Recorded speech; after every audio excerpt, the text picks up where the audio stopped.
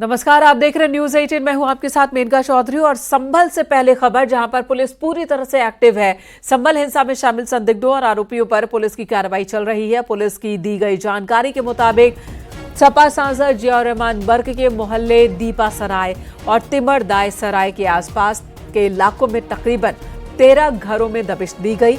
इसके अलावा समाजवादी पार्टी के सांसद के मोहल्ले में तकरीबन 3 घंटे तक तलाशी अभियान चलाया गया। इस दौरान पुलिस ने भारी तादाद में स्मैक, तमंचा, कारतूस बरामद किए हैं।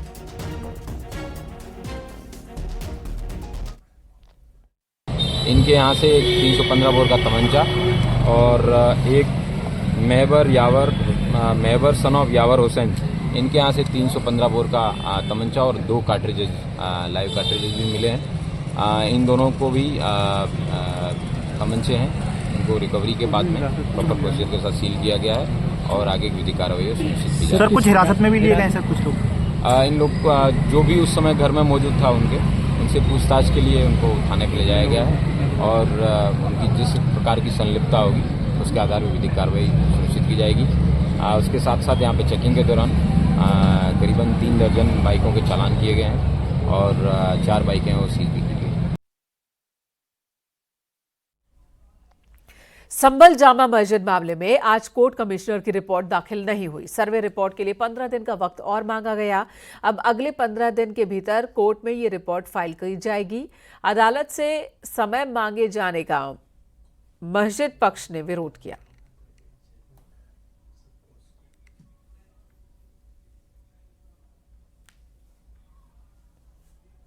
उसमें रास्ता दिया था क्योंकि इसमें जो है माननीय सुप्रीम कोर्ट का स्टे ऑर्डर है। लोअर कोर्ट कोई आदेश पास न करे।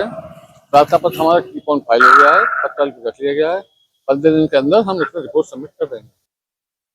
आज पुनः जो है 15 दिन का समय मांगा, जिस पर मस्जिद की ओर से हम लोगों ने आपत्ति ये लगाई कि कमीशन हो चुका है, रिपोर्ट देर से दाखिल करना क्या कारण है, क्यों दाखिल करना नहीं चाहते, क्या वजह है। तो इस पर जो है वो आपत्ति ले ली गई हमारी। हमें ये लगता है कि ये हमारी आपत्ति पर जो है वो अपनी रिपोर्ट जो है जल्दी दाखिल करने की कोशिश करेंगे। हेल्थ इश्यू था, मुझे लगभग 3-4 दिन से बुखार आ रहा था। उसे हम जो अभी रिपोर्ट पूरी तरह से तैयार नहीं कर पाए थे। फाइनल स्टेज पे स्वास्थ्य खराब होने का हमने माननीय कोर्ट को प्रार्थना पत्र दी, एडजॉर्नमेंट एप्लीकेशन दी। इसमें समय बढ़ाया गया, 15 दिन का समय मांगा हमने। वो माननीय कोर्ट ने सुप्रीम कोर्ट की डायरेक्शन में और आगे पास नहीं कर सकता लोग को, वो हमारी एप्लीकेशन जो कीप ऑन फाइल कर ली गई। अब हमें जब 15 दिन के अंदर जब हमारी रिपोर्ट तैयार हो जाती है हम सबमिट कर देंगे कोर्ट में। सहारनपुर में देसी शराब की दुकान से चोरों ने 80 पेटी शराब और 22,000 रुपए की नकदी चुराई। गंगोह थाना क्षेत्र का मामला है। दुकान मालिक ने बताया कि हर रोज की तरह सेल्समैन रात को दुकान बंद कर गया। सुबह लौटा तो दीवार तोड़कर शराब की पेटियां और नकदी की चोरी का पता चला। तहरीर के आधार पर पुलिस जांच पड़ताल में जुटी है। दूधला ग्राम में एक शराब के ठेके पर एक अज्ञात व्यक्ति द्वारा शराब की पेटी तथा गल्ले में रखे हुए 22,000 रुपए चोरी कर लिए गए। इस सूचना पर थाना गंगोह पुलिस टीम द्वारा घटनास्थल का निरीक्षण किया गया तथा वादी की तहरीर पर मुकदमा पंजीकृत कर लिया गया है और इसमें कुछ सस्पेक्ट्स को हिरासत में लेकर पूछताछ की जा रही है और इसमें शीघ्र ही घटना का अनावरण किया जाएगा और जो भी ये घटना में चोर जिसने ये घटना की है उसे गिरफ्तार कर माननीय न्यायालय के समक्ष पेश किया जाएगा। फर्रुखाबाद में 8 घंटे की कड़ी मशक्कत के बाद ट्रैंकुलाइज कर तेंदुए को पकड़ा गया। तेंदुए को पकड़ने की कोशिश में वन विभाग के दारोगा, वन रक्षक, कर्मचारी, 2 छात्र और कई ग्रामीण जख्मी हो गए। मामला थाना मऊदरवाजा के ग्राम पटपटागंज टिमरुआ क्षेत्र का है।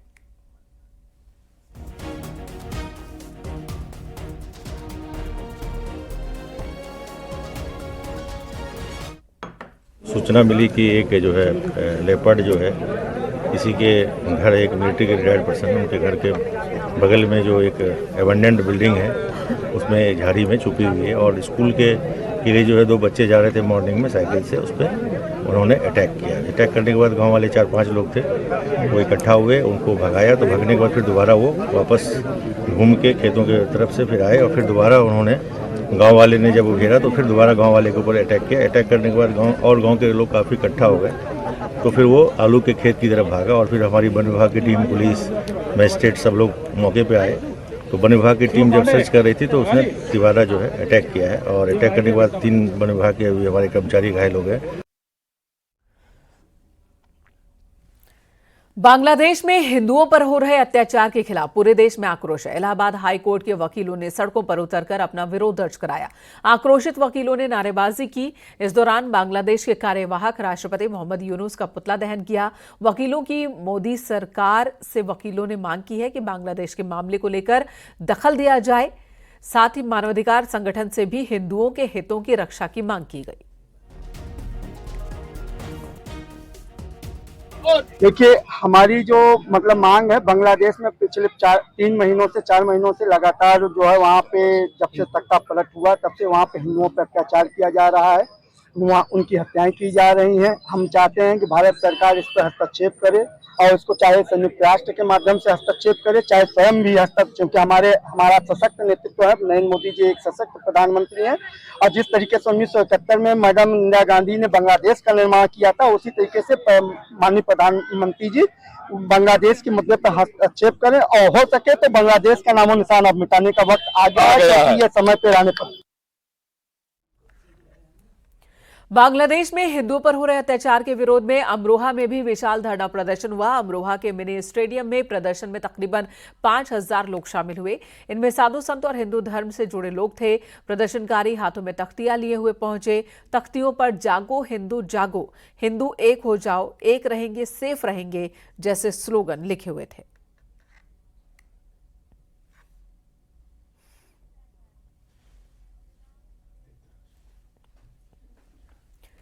आगरा में अतिक्रमण के खिलाफ बुलडोजर एक्शन हुआ। नगर निगम की टीम ने बलकेश्वर के हनुमान चौक तक अभियान चलाया और अतिक्रमण हटाया। अतिक्रमण की वजह से आम रास्ता छोटा हो गया था, जिसकी वजह से नाले की सफाई भी नहीं हो पा रही थी। नगर निगम ने कई दुकानदारों को नोटिस दिया और 2 दुकानों से 4000 रुपए का जुर्माना भी वसूला।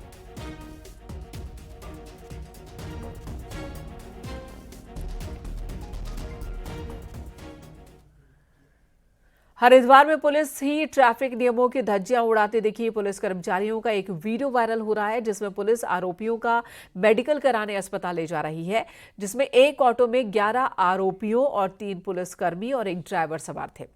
वीडियो पाली थाने का बताया जा रहा है। मारपीट की सूचना पर पुलिस टीम पहुंची थी और आरोपियों को पकड़ा। उनका मेडिकल कराने के लिए इस तरह से ऑटो में भरकर उन्हें अस्पताल ले जाया गया। 3 पुलिसकर्मी सवार हुए इस ऑटो में और 11 आरोपी बैठे हुए थे।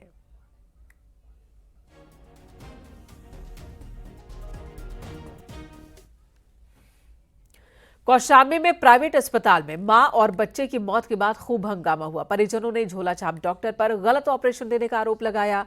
डीएम के आदेश पर स्वास्थ्य विभाग की टीम मौके पर पहुंची और जांच में पाया कि बिना रजिस्ट्रेशन के ही अस्पताल चल रहा था। स्वास्थ्य विभाग की टीम ने हॉस्पिटल को सील किया है। चरवा कस्बा के न्यू उन्नति हॉस्पिटल का ये मामला है। अभी जब जैसे ही हमारा संज्ञान में आया कि ये हॉस्पिटल चल रहा है और बिना रजिस्ट्रेशन के, बिना नियमों के तहत, तो हम लोगों ने उसको सील कर भी दिया है और उसमें आगे भी और कार्रवाई की जाएगी जहाँ पे जो संचालक है उनके ओर भी। और उसके साथ साथ हम लोग डेथ ऑडिट भी करा रहे हैं, जिससे पता चलता है कि किन कारणों से ये हुआ है। उसके क्रम में और अगर गंभीर सिचुएशन उत्पन्न होती है तो हम उनके खिलाफ, डॉक्टर के खिलाफ एफआईआर भी करवाएंगे। मऊ में पेपर देने आई एक छात्रा पर सिरफिरे आशिक ने चाकू से हमला कर दिया। कॉलेज के सामने चाकू से हमला कर छात्रा को अधमरा कर दिया। घायल लड़की को अस्पताल ले जाया गया। डॉक्टर ने लड़की को वाराणसी के लिए रेफर किया है। गोहना थाना क्षेत्र के महिला डिग्री कॉलेज के सामने का ये मामला है। आरोपी कॉल पर बात न करने की वजह से नाराज था। फिलहाल पुलिस ने पूरे मामले की जांच शुरू कर दी है।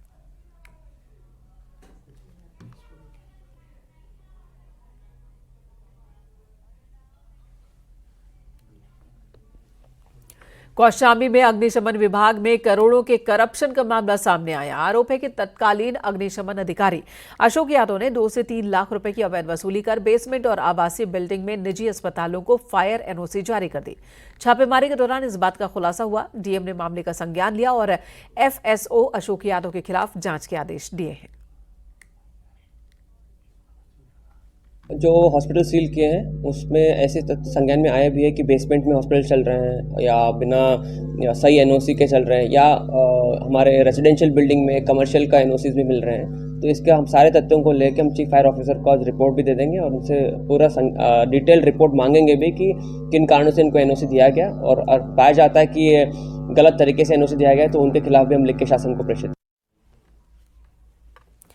इलाहाबाद हाईकोर्ट के एक जज की टिप्पणी पर सियासी बवाल छिड़ गया है। प्रयागराज में विश्व हिंदू परिषद के एक कार्यक्रम में जस्टिस शेखर यादव ने एक बयान दिया जिस पर ओवैसी से लेकर मुफ्ती तक नाराज हैं। क्या है ये मामला, आपको दिखाते हैं।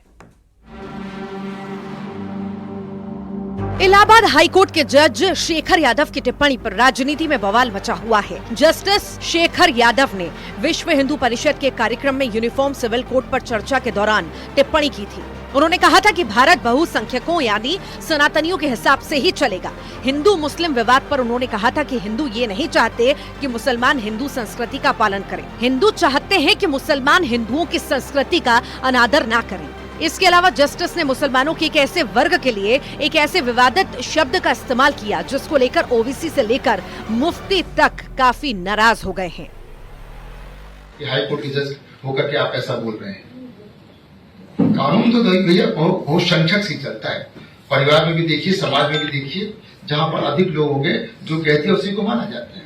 लेकिन जो जिसे कह लीजिए आप, शब्द गलत है लेकिन कहने में गुरेज नहीं है, क्योंकि वो देश के लिए घातक हैं, बिगाड़ने वाले लोग हैं, जनता को भड़काने वाले लोग हैं, देश आगे न बढ़े इस प्रकार के लोग हैं।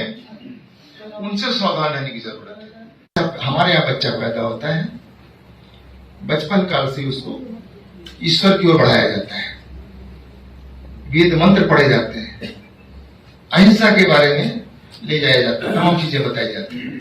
लेकिन आपके यहाँ तो बचपन से बच्चे को सामने रख करके वध किया जाता है पशुओं का, तो आप कैसे अपेक्षा करते हैं कि सहिष्णु होगा वो। जस्टिस यादव की इन्हीं टिप्पणियों को लेकर देश में जबरदस्त विवाद हो रहा है। असुद्दीन ओवैसी ने कहा कि विश्व हिंदू परिषद के कार्यक्रमों में भाग लेने वाले जज से अल्पसंख्यक न्याय की उम्मीद कैसे कर सकते हैं। तो कांग्रेस ने कहा कि उनकी टिप्पणी को कोड ऑफ कंडक्ट के खिलाफ है। ओवैसी से लेकर कांग्रेस तक जस्टिस शेखर यादव की टिप्पणी पर सवाल उठा रहे हैं। आपने भी उनके 3 बयान सुने। इनमें से एक बयान सोशल मीडिया पर सबसे ज्यादा वायरल हुआ, जिसमें वो एक कट्टरपंथी सोच वाले लोगों को देश के लिए घातक बता रहे हैं। लेकिन सोशल मीडिया पर जस्टिस शेखर यादव के बयान का अधूरा हिस्सा ही वायरल हो रहा है। अब आप उनके बयान पर पूरा हिस्सा सुनिए। लेकिन जो जिसे कह लीजिए आप, शब्द गलत है लेकिन कहने में गुरेज नहीं है, क्योंकि वो देश के लिए घातक हैं, बिगाड़ने वाले लोग हैं, जनता को भड़काने वाले लोग हैं, देश आगे न बढ़े इस प्रकार के लोग हैं। उनसे सावधान रहने की जरूरत है।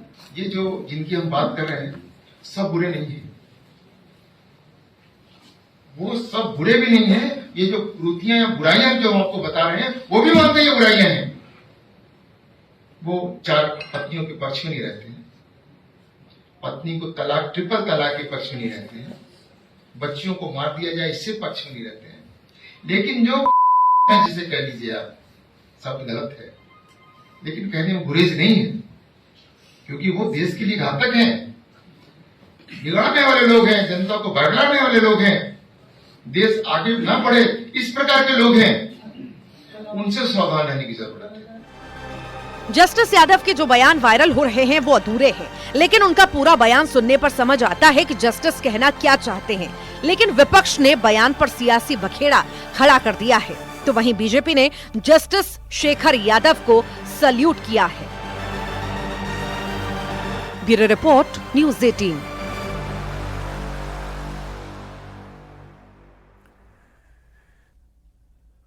लखनऊ में मोरल ग्रुप ऑफ कंपनीज की ओर से एक भव्य समारोह का आयोजन किया गया।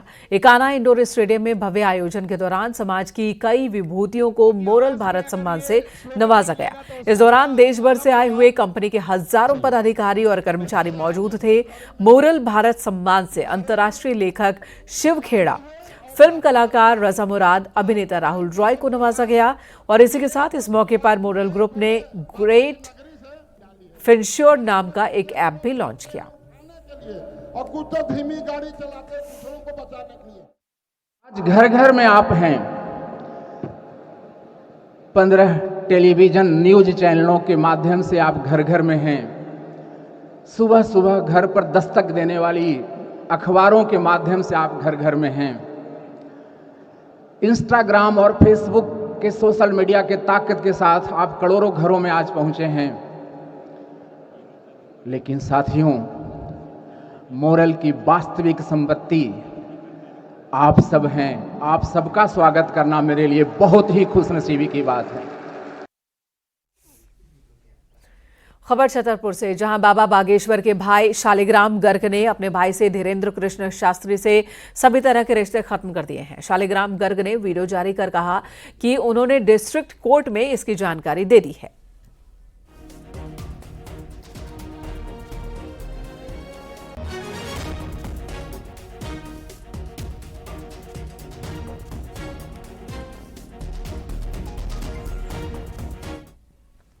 भारतीय समाज सुधारक और नोबेल शांति पुरस्कार से सम्मानित कैलाश सत्यार्थी गोरखपुर पहुंचे। उन्होंने गोरखनाथ मंदिर पहुंचकर महायोगी गुरु गोरखनाथ जी का दर्शन पूजन किया। महाराणा प्रताप शिक्षा परिषद के संस्थापक सप्ताह समारोह में मुख्य अतिथि, मुख्य महोत्सव और पुरस्कार वितरण कार्यक्रम में बतौर मुख्य अतिथि शामिल होने कैलाश सत्यार्थी यहां पहुंचे हैं। महाराणा प्रताप शिक्षा परिषद का 92वां संस्थापक समारोह कल होना है।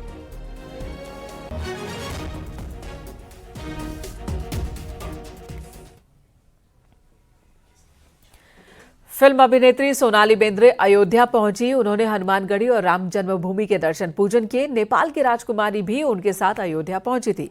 सोनाली बेंद्रे ने कहा कि उनका सौभाग्य है कि वो अयोध्या पहुंच सकी हैं। सरयू में आरती में भी शामिल होने का उन्हें मौका मिला।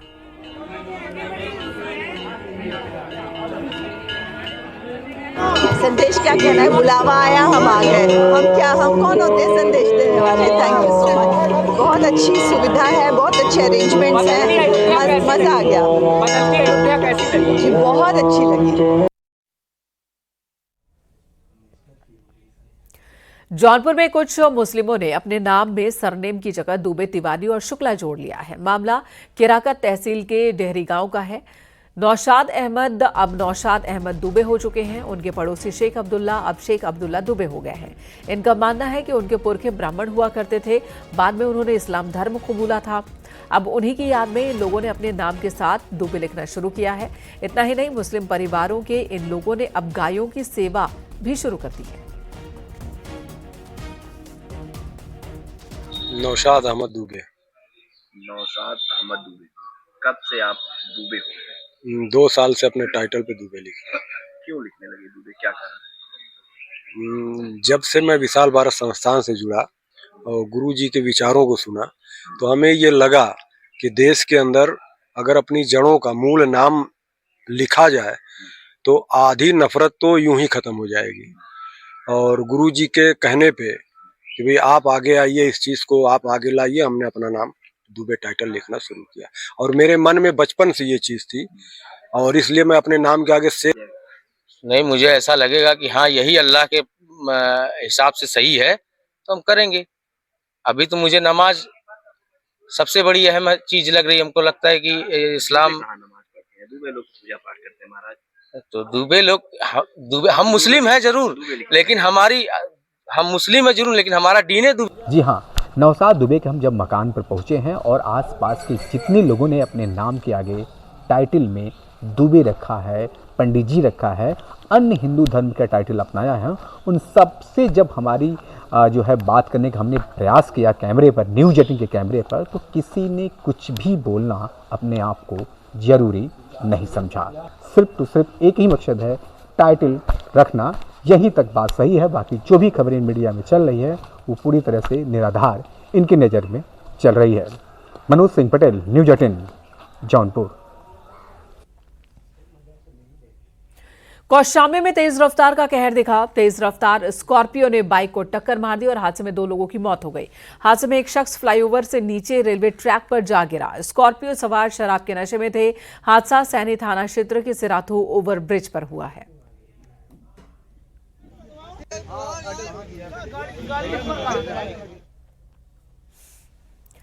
मिर्जापुर में डीएमएसपी ने अतिक्रमणकारियों को फटकार लगाई और बुलडोजर से अवैध कब्जे को हटवाया। अतिक्रमण की वजह से सड़क पर जाम लग जाता था। लोगों को कई बार अतिक्रमण हटाने की चेतावनी दी गई थी। आज प्रशासन की टीम ने अतिक्रमण के खिलाफ अभियान चलाया।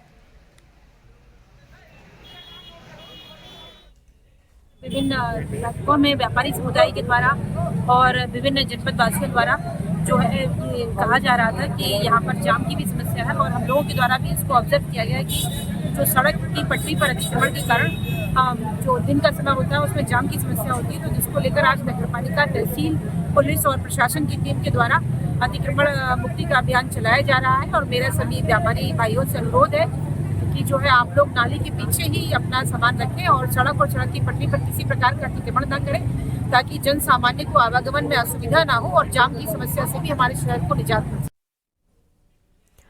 बरेली में किन्नर को 20 साल की सजा सुनाई गई। 7 साल की मासूम से रेप के मामले में सजा सुनाई गई है। फरीन नाम का किन्नर अपने पड़ोस में रहने वाली 7 साल की मासूम बच्ची को टॉफी और चॉकलेट के बहाने अपने घर ले गया। वहां मासूम से हैवानियत की हदें पार की उसने। खून से लथपथ मासूम बच्ची जब घर पहुंची तो परिजनों ने पुलिस को जानकारी दी। मासूम को फौरन ही जिला अस्पताल में भर्ती कराया गया, जहां से उसकी हालत गंभीर होने पर उसे लखनऊ रेफर किया गया। मेल को दर्शाता है, इसलिए वो जो एक संदेह था कि ये फीमेल किन्नर हो सकती है, वो भी संदेह खत्म हो गया कि मेल किन्नर ही निकली है। तो इन सब पूरे ट्रायल के बाद, दौरान बहस के बाद, इन सब रिपोर्टों के आधार पर विशेष न्यायाधीश, श्रीमान विशेष न्यायाधीश पॉक्सो कोर्ट कक्ष संख्या 3 श्री उमा शंकर कहार जी ने, जो हमारे जज साहब हैं, उन्होंने उसे 20 साल की सश्रम कारावास और 12,000 रुपये का अर्थदंड लगाया। और अर्थदंड में आदेशित किया कि ये अर्थदंड 12,000 रुपये जो लगाया जा रहा है, ये पीड़िता को उसको दिया जाएगा। खबर जालौन से, जहां शराब के नशे में धुत बाइक सवार युवक ने ई रिक्शा चालक की बेरहमी से पिटाई कर दी। मामला ओरई कोतवाली क्षेत्र का है। बताया जा रहा है कि बाइक सवार की हल्की सी टक्कर ई रिक्शा से हो गई थी, जिसके बाद दबंग बाइक सवार ने ई रिक्शा चालक को रिक्शे से खींचकर सड़क पर दौड़ा कर पीटा। मारपीट का वीडियो भी सामने आया।